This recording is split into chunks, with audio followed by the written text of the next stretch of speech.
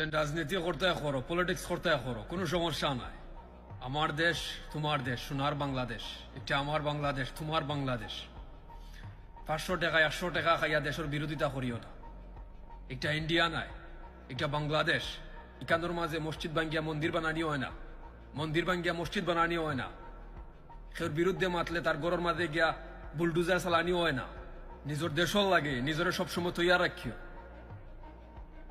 তুমি বাংলাদেশের হইয়া তুমি যদি আরেক দেশের গুণগান গাও, আরেক দেশের পক্ষে মাথো, তাহলে তুমি নম্বর 1 দেশদ্রোহী।